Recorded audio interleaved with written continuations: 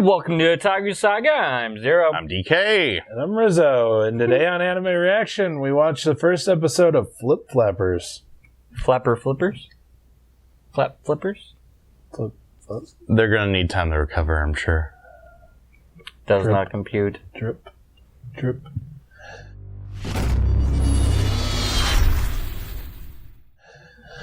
If you want to check out our reaction to the first episode of Flip Flappers, hit that link in the description below. And be sure to give us feedback in the comments section because we love hearing from you. And as always, if you like what you see, subscribe to Otaku Saga. And don't forget to like and share our videos. And thanks for watching. So, Flip Flappers was very surreal. If Salvador Dali made anime, it'd probably be similar to this. You know what it kind of reminds me of is some of those older Disney films that get a little surreal at times. Dumbo.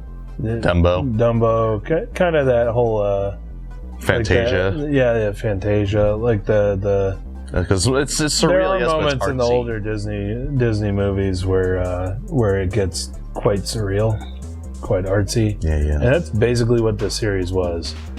So we start off with Cocona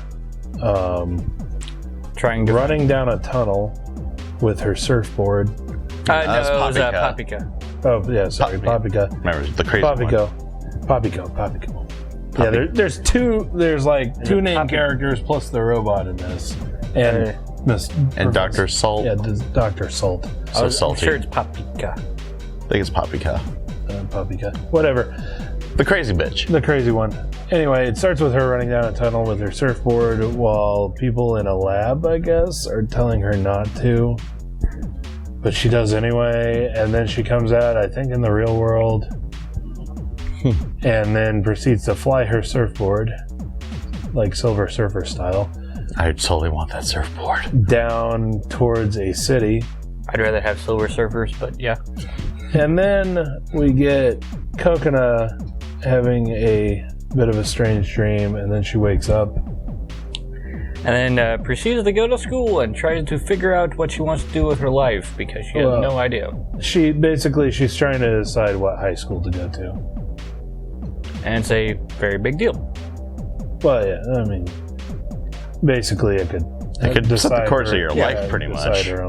her whole future, but Yeah. But that's how she's having trouble figuring out which high school she wants to go to, and she goes throughout her day still not being able to figure it out. Then she decides to try to go somewhere that she can actually concentrate and look at some of the high schools. And she finds a do not enter, I guess, barred cones. Well, basically a clearing in some shrubbery, and decides to go through it. Yeah, naturally she says whatever to that shit. It actually, That's a quiet it place. strangely reminds me of a place that we used to hang out in way back behind our housing development where we lived. It was way back there. That little creek bed down the way? Yeah, Okay. like there was tons of stuff that Places just like that. No, actually, before the whole school thing, there was a part with Cocona walking to school, And then she sees Paprika fly by, and I guess that's how Paprika realizes that Cocona is a candidate, I guess. For what? Stalking? No, well, for probably the magic thing stuff that's going on in this series. Don't ask me, it's very weird. Yeah.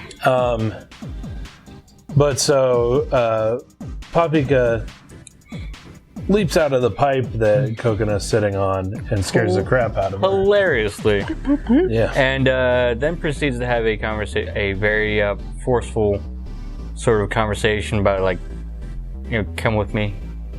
And then the robot gets forceful. Very. Do any of the denizens of Pure Illusion have no? Do they have any concept of personal space? I'm certain maybe they don't. Anyway, then all three of them jump into the pipe, and we see some black, like, goop, I guess. That's what it is. That's what it is. It's not weed. It's not crack. It's opium. Okay. There's still that gunk that you get in your pipe when you smoke weed. I just admitted that I smoked weed. But Well, we are from Colorado originally. True. Anyway, Gotta pass the time somehow. anyway, so they go to the world of pure illusion, where the snow is sweet. Gives you diabetes. It's always winter. It's always winter, apparently. But it's not cold. It's because not you cold. can wear a summer sailor fuku and be fine, apparently. Or a wetsuit. Yeah. Seriously messed up place. Surreal. Yeah, it's for very that, sure. surreal. Yeah, we get a lot with them. Just traveling around, playing in the snow, whatever. And then when they decide to bed down for the night, they end up getting in the way of these migrating giant things that are going towards this giant lake. And I remarked basically that the rest of their time in pure illusion reminds me of the later scenes of Nazca, the Valley of the Wind. And those giant creatures look like the big Omu bugs from that movie, like exactly like them. Mm-hmm. If that's not a tribute, it's a blatant ripoff, actually. Yeah. But it ended up that, as we continued on with the story, the giant things interrupted their night out in the igloo, I guess. Somehow, Cocona's glasses ended up on the side of one of those worm things. And Prompts Paprika to go fly and get them because, hey, you dropped your glasses. yep. Yeah. Sorry. And I say, yeah, never mind the giant stampeding bug things that'll crush you. Right? It even had the robot, what, Burr? Boo. Boo? Whatever it is, I don't really care. Lawnmower? Perv. Pervy lawnmower. Pervy lawnmower drone thing. Brain thing. Yeah. Anyway. apparently God. runs off a human brain. So it's the Magi from Evangelion. Oh my god. Or 1/3 of them. Anyway, Melchior, there we go. Paprika, gets the lawnmower to take Cocona off the surfboard, making it, I guess, lighter, and makes her able to. Well, to be more badass. part of the thing is that the entire time they're flying on the surfboard, Cocona is hanging off of Paprika, wrapped her around the waist. And I'm surprised that she can even keep balance on the surfboard like that. It would be a very hard. Yeah. Glasses. Yeah, it'd be very hard. But Paprika flies in to grab the glasses, jumps off the surfboard for some reason, runs along the side of one of these things while getting attacked by its tongue. I would never, ever let go of that surfboard. No. I've heard of tongue lashings, but I think this one takes the cake. Takes tongue lashings to a whole new level. Tongue game too strong. Nah, I've seen. Anyway, guys she like grabs the that. glasses, and then the thing that she's riding on jumps into the lake. Because reasons. Yeah, and then with her on it. Yeah, with her on it, and then Cocona freaks out And then all of a and sudden the tries lake to jump down there, and the lake freezes over. like instantly. And not only just like freezes over, like freezes over like 10 feet thick instantly. Well, I wouldn't doubt that kind of insta-freeze thing, especially if it's like. It's a magical world, so. Well, anything's that's possible. actually a thing, and you can actually do that experiment. You can actually have insta-freeze water. You ever played with that? Yeah, but it's not in a body of water that big. That quickly. But there's a whole lot of stuff about the insta-freeze water trick. Yeah, But I'm just saying that kind of. it's possible, yeah. But then so Cocona freaks out and unlocks her magical ability, which of course her magical symbol, I guess, is on her upper inner thigh. On her left leg. What kind of magical symbol goes right here? The kind in this sort of anime. The fan service symbol? It was symbol. under her skirt too. The symbol of Zetai Ryoki? Magic of absolute territory. Anyway, so yeah, she is unlocks magical. her magical ability and blows up the ice, which was really fantastic. It's a big plume of water that instantly freezes with the two of them like basically on top of it. That was. I'm actually curious as to what actually happened there, because for a second she like disappeared. Just and flashed out. You saw this boom come out from behind where she was. Yeah, just one big flash up. Basically, she breaks through the ice and then jumps back up, holding on to Paprika, and they're flying through the air. And the Paprika goes, "Holy crap! How'd you do that?" And Cocona realizes that her hair has grown out to quite a long length. Her hair is bigger than she is. Yeah. Super Saiyan 3. 4 if you're talking about really big hair. No, 3 is the biggest. Oh. Yeah. Anyway, so then as they drop down to the lake, they return to the real world with the same black goop. Yeah, with all the opium. Yeah. And then Paprika returns Cocona's glasses and then asks her to best response ever. Asks her to go on another adventure with her. And Cocona just answers, no. No. I love your part in that reaction, because he was like, as soon as she was like, "Hey, come with an adventure with me again." No. No. No. It was perfect. Oh my god. Calling it. You can't rehearse that shit. Yeah, I actually we never rehearse any of our disagree shit.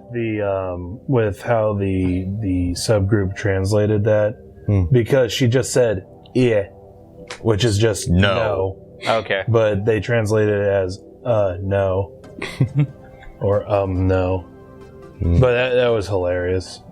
Then we get a stinger after the credits. with Paprika freaking out and being like, "Why won't you go on another adventure with me?" And then we find out why. Well, then we get like the old. I'm talking like old-fashioned Battlestar Galactica Cylons, the ones with the one the one eye. I'm reminded of a weird mix between a Terminator and a Vex. But yeah, they chloroform Cocona and shoot Paprika with a net gun. Meanwhile, Dr. Salt, back in the evil lab. Forgot about the rock Cocona brought back also. Apparently this organization run by Dr. Salt is interested in what they call them, fragments. So I guess these are little crystal meth. Crystal meth. Totally not crystal meth. Yeah, well, rock that size, it has a lot of street value. I imagine they're magical stones with immeasurable power, Drug especially in that references size. Incoming! I already mentioned weed and opium. Crystal meth. Crystal meth, yeah. And crack. And I made a vague reference to crack and cocaine. And I made one of the shrooms. Oh, wow. I think that's a personal record. Winner. And I'm drinking Jack. So we got alcohol in the mix. Anyway. Whoever did this is on ecstasy. Okay. Anyway, this series is strange. I think it's well animated. I do like the art style. It kind of strikes me if Salvador Dali and Hayao Miyazaki made an anime together. Yeah. It does remind me of a lot of the more whimsical Hayao Miyazaki films. Yeah. I mean, obviously, I mentioned the hell out of Nazca, the Valley of the Wind. I'm reminded of some elements from Spirited Away. Mm-hmm. Yeah. There's a lot of Miyazaki films that have those kind of strange, surreal elements to them. Yeah. I mean, even like Howl's Moving Castle has a lot of really strange stuff, like the little flyer things that they have. Actually, you see that in a lot of Miyazaki movies. Castle in the Sky. Yeah, just really weird flying mechanisms. Yeah, really kind of strange mechanisms, strange creatures. But at the same time, you sort of get that. Especially in the background, you sort of have that almost watercolor effect that you got from Haito Grimso no Grimgar as well, which was fantastic. This series is strange. Very, very strange. Out of the characters that have been introduced, I really, really don't like Cocona. She seems to have almost no personality. Like, she's just there. Especially for the first part of it. I think that I might think it is kind of the point of her. actually, yeah, that might be the point of her. And as the anime continues, as the series continues, we might see her kind of break out of this shell. And well, right now she's kind of forced into it. So we're going to see something. I just didn't like her non-reaction to getting sucked into another world. Yeah. It was a little too mild, I think. I don't think any real person would act like that. Yeah, she was just like, no signal. I'm in one afternoon, I'm at school looking for a place to study. Now I'm spending the night in some wintry diabetes forest with a strange girl and a robot. I'm not sure if they actually intended for this to happen, but it was more of like giving up on reality for a second. Yeah, kind of like how some kind of depressive people will just shut down. Okay. Maybe. I don't know if they even thought that far. I don't know. Yeah. But It basically, certainly until the moment where Papika got driven under the lake, and Cocona basically freaked out that Papika was drowning, basically. Until that moment, Cocona had zero personality. She still doesn't. Yeah, she still doesn't have that. She doesn't have that much of personality, but Well, from thanks to that moment, she got driven to borderline Dondora. yeah, pretty much. Well, hopefully that progression continues as the anime goes on, but Anyway, I'm looking forward to seeing more. yeah. Oh, so very much. let us know what you thought of this weird ass anime and what you thought of our reaction in the comment section below. Yep, thumbs up if you like it, thumbs down if you don't. but that's going to do it for this episode of Anime Reaction, because I have no idea where the flip-flapping comes in. Neither do I. It's just the ending song. See you next time.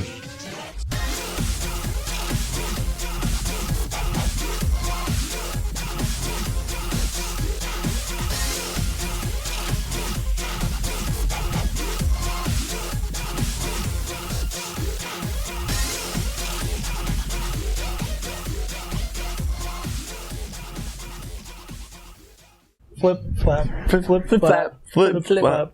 flip flap. What?